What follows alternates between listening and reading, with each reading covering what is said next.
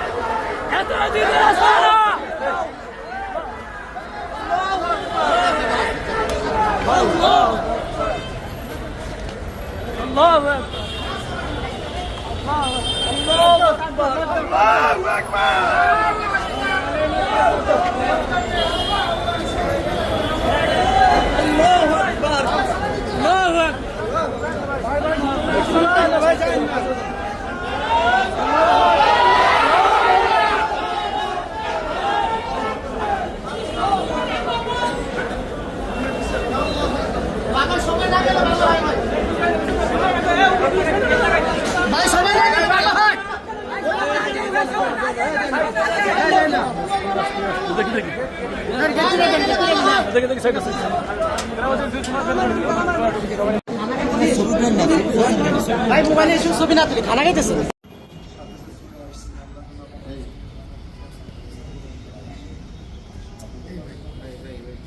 ছবি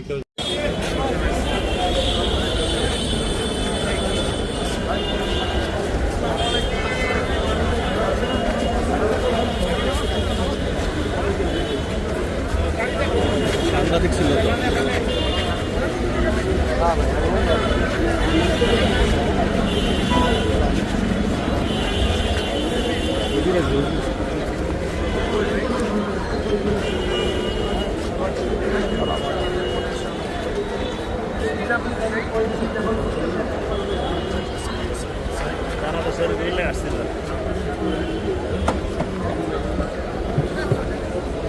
অবশ্যই বিচার হওয়া দরকার এবং আমি সবাইকে অনুরোধ করব, প্রশাসনকে অনুরোধ করব যেন উত্তপ্ত পরিবেশ সৃষ্টি হওয়ার আগেই এটা তদন্তের ভিত্তিতে আসামিদেরকে গ্রেফতার করা হোক এবং বিচারের আওতায় আনা হোক।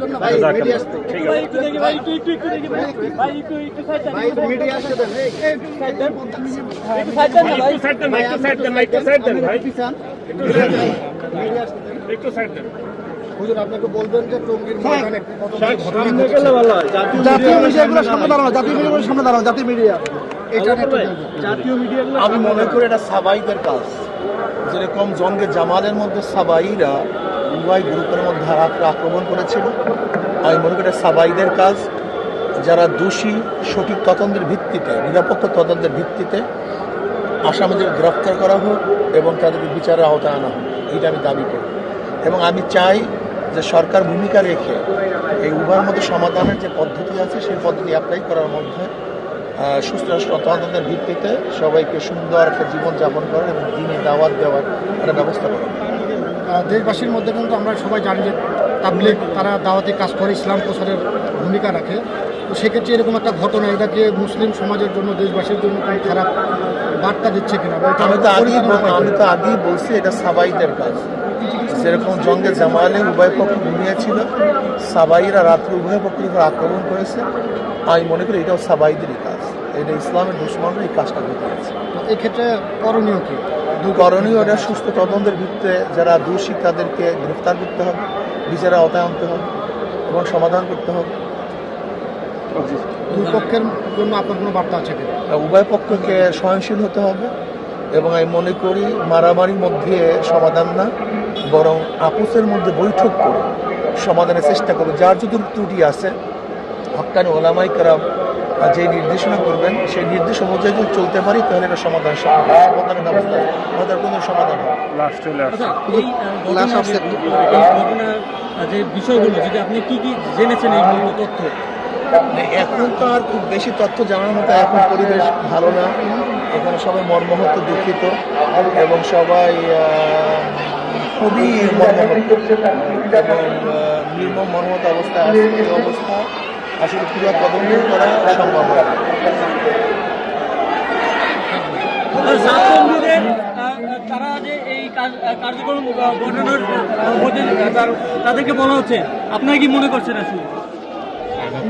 নিহত হওয়া, শহীদ হওয়া, আমি এখন তদন্ত করিনি। আমি বলছি যারাই দোষী তাদেরকে বিচারের আওতায় আনা উচিত, যারাই দোষী তাদেরকে।